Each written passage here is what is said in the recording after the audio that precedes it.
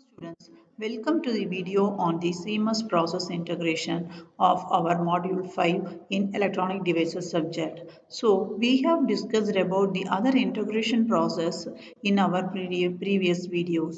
So here we will be discussing about CMOS process integration.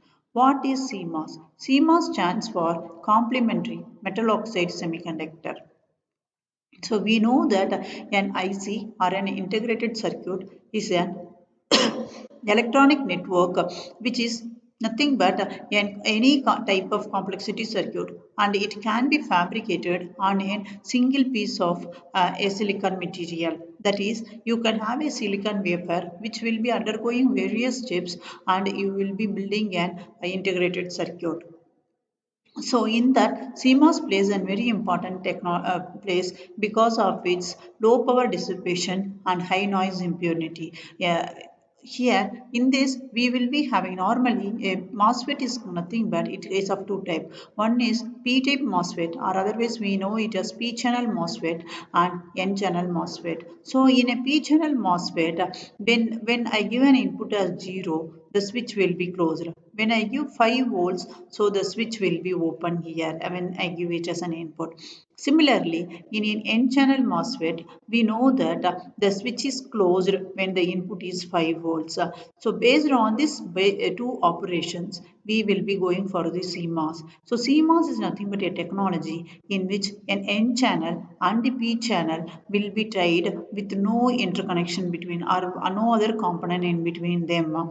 So here the source, both the source will be tied together and drain will be tied together. So the common input is given to the gate of both the transistors. Now, coming to the fabrication process, CMOS can be fabricated using three processes. One is called as N-well, P-well, and then the other one is called as the twin-top CMOS fabrication. So, coming to the first one, we will be fabricating an P-type P-channel MOSFET or P-well MOSFET. So, we know that when I want to fabricate any device, we need a substrate. The substrate is nothing but the base material. So to start an N-well process, I need a P substrate. So they take a P substrate, and the second step is oxidization. So what is oxidization? Oxidization is nothing but I will be performing a dry oxidization or with oxidization procedure by which the substrate will be exposed to an high temperature oxygen gas, so that the oxygen will be reacting with the silicon surface to form silicon dioxide. So silicon dioxide will act as an insulating layer, and also it is used in the photolithography process. The next one is, after oxidization, I have to coat it with a photoresist material. So photoresist is nothing but a material, a chemical which will permit or which will allow the ultraviolet rays to get it when it is exposed to get hardened, or it will be getting softened based upon its chemical properties. So the next one is, after pasting the or after coating the photoresist material, the next one is masking. So masking is a photolithography process where I will be placing a pattern, or otherwise it is called as a mask, over the surface of the silicon substrate, such that the part which is exposed or which is open will be exposed to the ultraviolet rays, whereas the mask, when it is closed, the ultraviolet rays cannot enter on the substrate or it cannot fall on the substrate. So after placing the mask, pass the ultraviolet rays. So when ultraviolet rays are fall, when it is made to fall on the surface, automatically it will result in the processing of this one. So here this the layer which is exposed will get softened and the remaining part will get hardened. So here we can see that after treating it with an acidic or basic solution, that is when I rub it with an acidic or basic solution, the part which is exposed to the ultraviolet rays will be removed. So after removing off the layer, photoresist layer, still I will be going for an etching process using an hydrofluoric acid to remove the oxidization layer, that is silicon dioxide layer in the opening. Now I can diffuse this layer with the recovered dopants. So I want an N-well. So I will be using an pentavalent impurity. Using an diffusion or ion implantation process. So an N-well is formed here.